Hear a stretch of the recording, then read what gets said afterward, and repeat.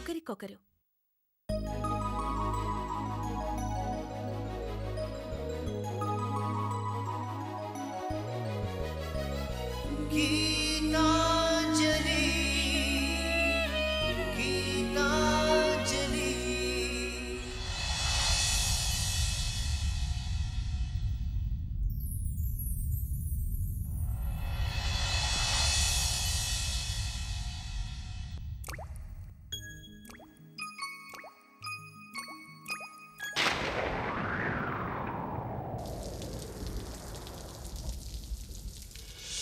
చినుకై చిరు జల్లై మన మనసులు కురవాలి, పూవై పొదరిల్లై ఎదలల్లుకు పోవాలి. చినుకై చిరు జల్లై మన మనసులు కురవాలి, పూవై పొదరిల్లై ఎదలల్లుకు పోవాలి. చిటపట స్వరాల హారానా మురిపాల ముత్యాలే మెరవాలి, మురిపాల ముత్యాలే మెరవాలి. అల్లరి ఆశల పల్లకిలో అందాల హరివిల్లు చేరాలి, అందాల హరివిల్లు చేరాలి. తేనె కన్న తీయని చిలిమి నేస్తమా, ఒకరికొకరు ప్రాణమే ఆప్తమిత్రమా. తేనె కన్న తీయని చిలిమి నేస్తమా, ఒకరికొకరు ప్రాణమే ఆప్తమిత్రమా. చినుకై చిరు జల్లై మన మనసులు కురవాలి.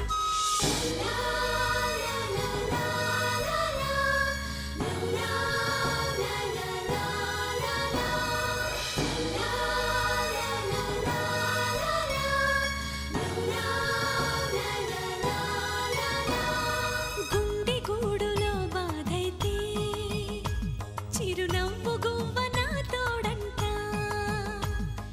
మండు వేసవే ముసిరేస్తే మంచు కొండ నీ నీడంట. కంటి పాపల నవ్వుంటూ కన్నిటి బొట్టుని రానేమో, చిన్నారి స్నేహం ముద్దంటూ నిరుపేద చెట్టుని కట్టావు. ఎన్నెన్ని జన్మలకైనా మనం ఇలాగే పుట్టాలి, తరాలు మారుతున్న గీతాంజలుండాలి. ఎన్నెన్ని జన్మలకైనా మనం ఇలాగే పుట్టాలి, తరాలు మారుతున్న గీతాంజలుండాలి, గీతాంజలుండాలి, గీతాంజలుండాలి.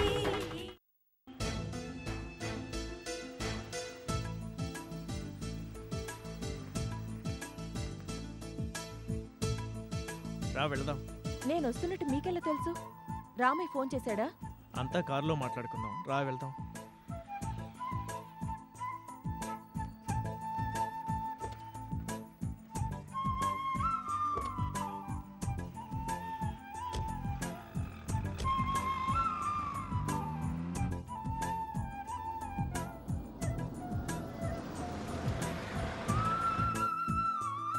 అంజలి దిగంజలి.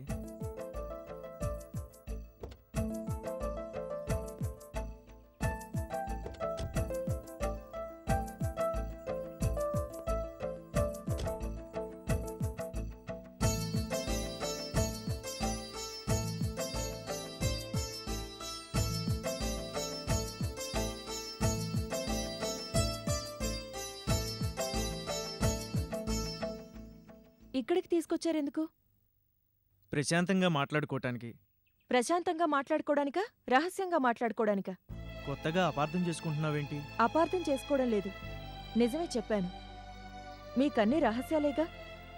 అవును, నీకిచ్చిన మాట కోసం గీతను పెళ్లి చేసుకోవటం ఎవరికీ తెలియని రహస్యం. నీ జీవితం బాగు చేయటం కోసం నిన్ను అరకులో పెట్టడం ఇంకో రహస్యం. నా భర్తని శిక్ష నుంచి తప్పించడానికి ప్రయత్నించడం నాకు తెలియని రహస్యం. అతన్ని జైలు నుంచి బయటకు తీసుకురావడానికి మీ జీవితాన్ని జైలు చేసుకొని శిక్ష అనుభవించడం నాకు చెప్పని రహస్యం. మా ఇద్దరిని దగ్గర చేయడానికి మీరు గీతకి దూరం అవడం నేను భరించలేని రహస్యం. ఇవన్నీ నీకెలా తెలుసు? ఇవన్నీ ఓపెన్ సీక్రెట్సే కానీ సీక్రెట్స్ కావు. మీరు దాచినా అందరూ దాచలేరు. అసలు ఎందుకు ఇలా చేస్తున్నారు? ఎలా?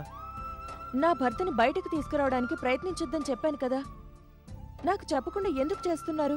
నన్ను అర్థం చేసుకుంటే ఇలా అడగవు. అర్థం చేసుకున్నాను, కానీ అనర్థం జరగకూడదనే నా బాధ. ఎవరికైనా లాభమే కానీ నష్టం చేయడు ఈ చంద్రశేఖర్. కానీ మీకు నష్టం చేసుకుంటున్నారు. మంచి పని చేసేవాళ్ళు ఎప్పుడూ నష్టపోక తప్పదు. నేను చేస్తున్న ఈ పనిలో ఏ నష్టం వచ్చినా భరిస్తాను. ఏంటా మంచి పని? ఓ హంతకుడి కోసం మీ జీవితాన్ని కూల్చుకోవడమా? ఈ నష్టజాతకురాలి కోసం మీ కాపురాన్ని కాల్చుకోవడమా? చెప్పండి. నువ్వు నష్టజాతకురాలివి కాదు, నీ భర్త హంతకుడు కాదు. మీ ఇద్దరి వల్ల నా జీవితం కూలలేదు, నా కాపురం కాలలేదు.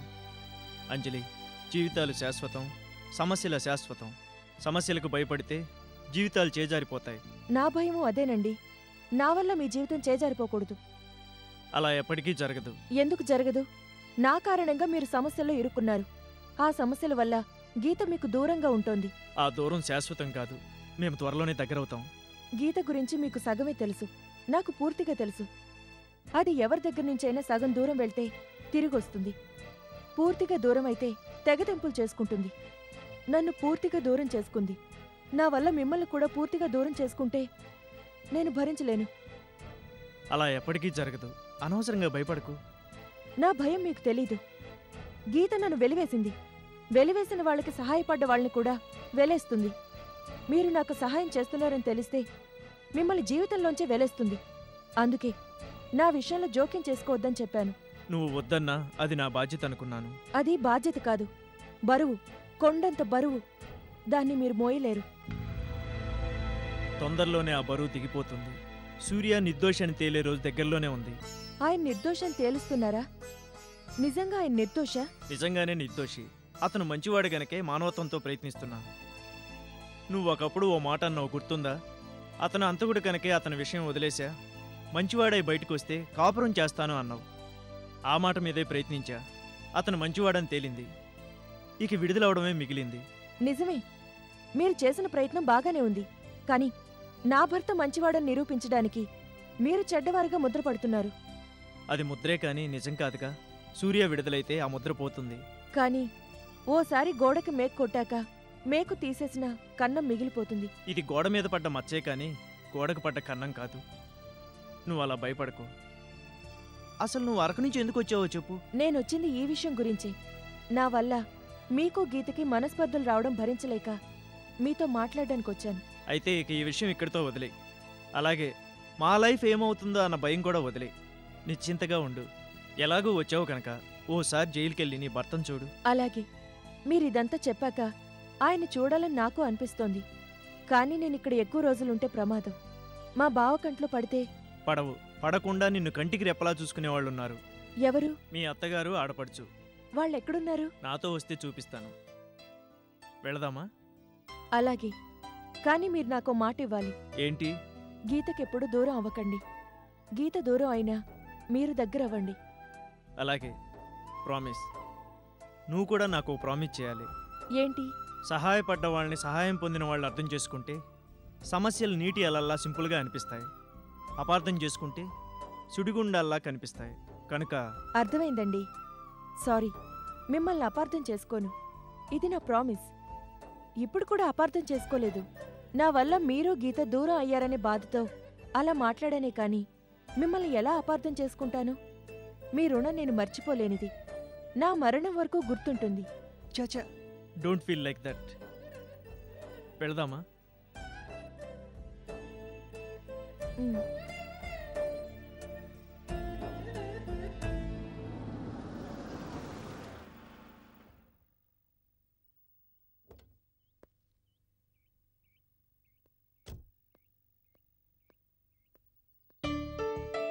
అంజలి, దిగు.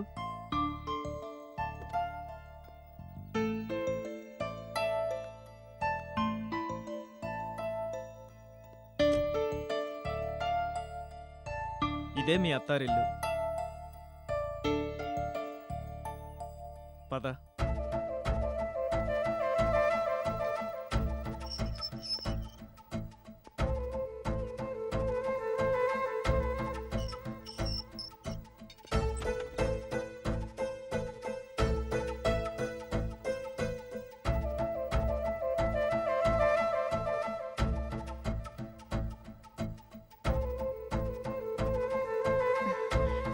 లోపలికి రండి.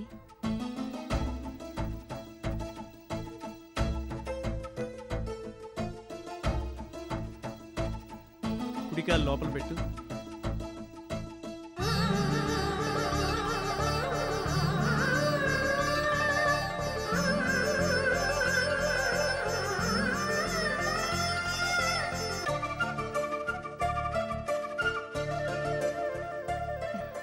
రండి.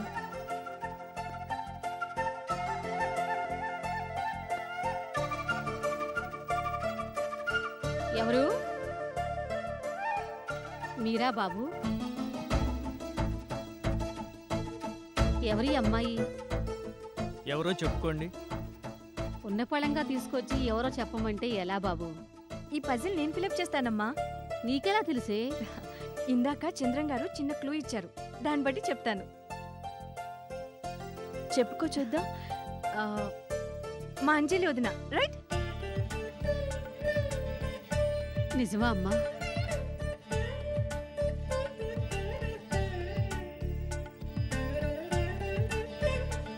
లేమ్మా, ఎంత చక్కగా ఉన్నావమ్మా. కుందనపు బొమ్మలా ఉన్నావు.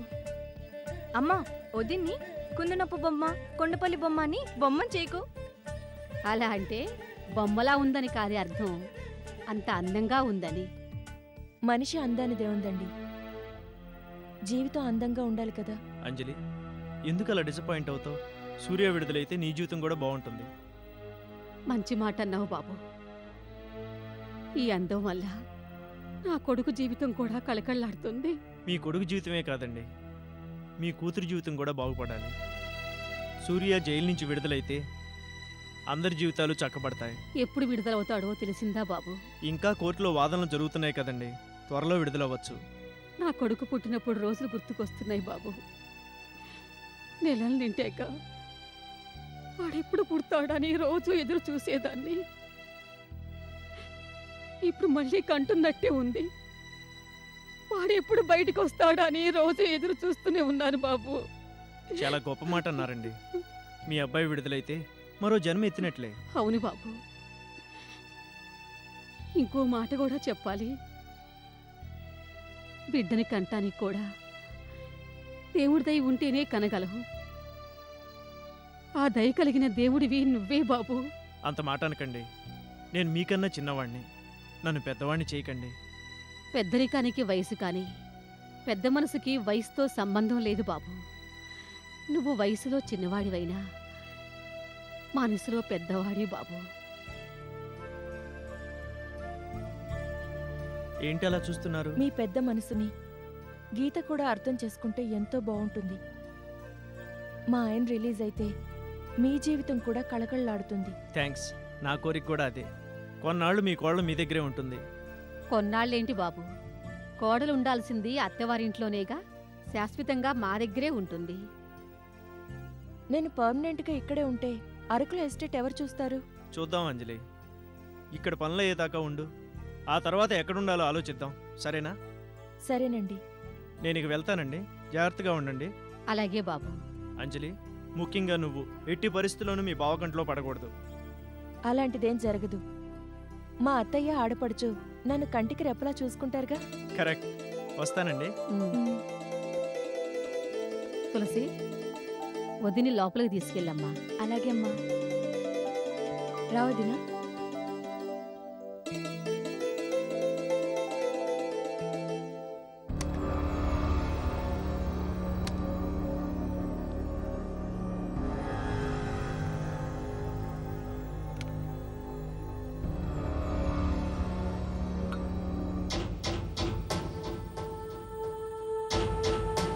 గీత, ఆ కట్టేంటత్తా? దెబ్బ తగిలిందా? చెప్తాను కానీ ముందు ఈ బొట్టు పెట్టుకుని ప్రసాదం తీసుకో గీత. గుడికెళ్ళొచ్చావత్తా? అవును. గుడికెళ్ళొస్తుంటే ఏదైనా యాక్సిడెంట్ జరిగిందా?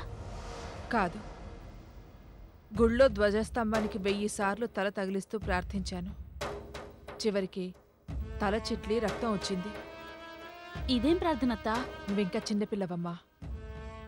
నీకన్ని రకాల ప్రార్థనల గురించి, మొక్కుల గురించి ఏం తెలుసు? అసలు ఎందుకలా ప్రార్థించావు? నీ గురించేనమ్మా. నా గురించా?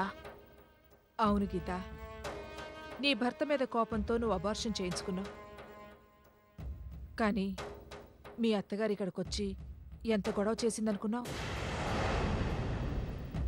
అంతా నీదే తప్పట. ఆవిడ కొడుకు బుద్ధిమంతుడట. ఆవిడ మాటలు వింటే నాకు చిర్రెత్తుకొచ్చింది.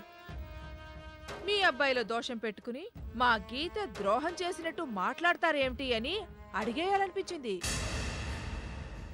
ఇంత జరిగాక ఏ మొహం పెట్టుకుని మీ ఇంటికి వస్తుంది, ఏ మనసుతో కాపురం చేస్తుంది అని కడిగేయాలనిపించింది. కానీ నీకోసమే నోరు మూసుకున్నానమ్మా. నువ్వసలే బిడ్డను పోగొట్టుకున్నావు. భర్తని కూడా పోగొట్టుకుంటే ఎలా? గొడవ పెద్దదైతే మీ ఇద్దరు ఇంకా దూరం అవుతారు. నువ్వసలే ఆత్మాభిమానం గల పిల్లవి. అబార్షన్ చేయించుకున్నట్టే విడాకులు తీసుకున్నా తీసుకుంటావు.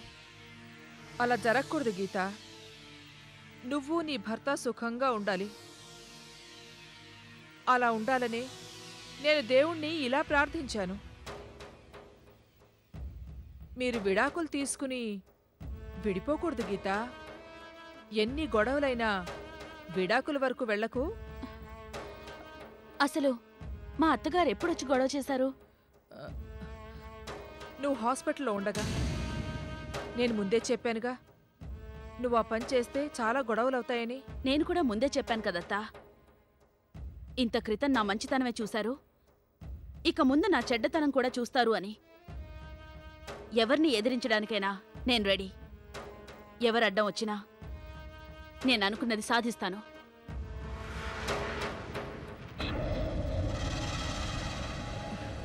ఇదేమిటి విడాకుల విషయం చెప్పకుండానే వెళ్ళిపోయింది? ఏం చేస్తుందో ఏమిటో.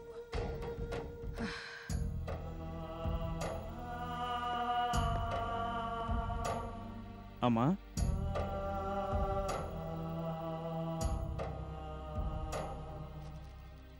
అలా ఉన్నావేంటమ్మా?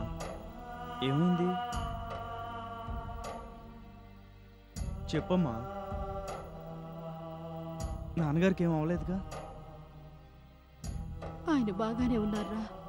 ఏరి ఎక్కడున్నారు? నేను ఆయన కోసం ఒకటి తీసుకొచ్చాను. ఆయన ఇంట్లో లేరు.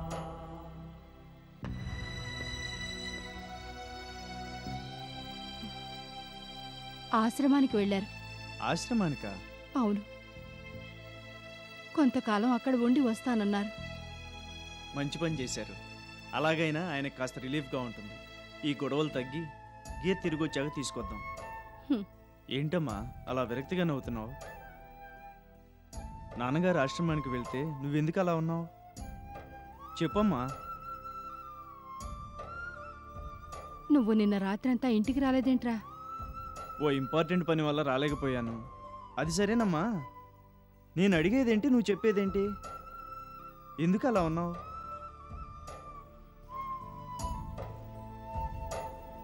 గీత ఇక్కడున్నా అక్కడున్నా మనవడిని కంటుందిగా. ఇన్నాళ్ళు మనవడి కోసం నాన్నగారు ఎన్నో కళ్ళ కన్నారుగా.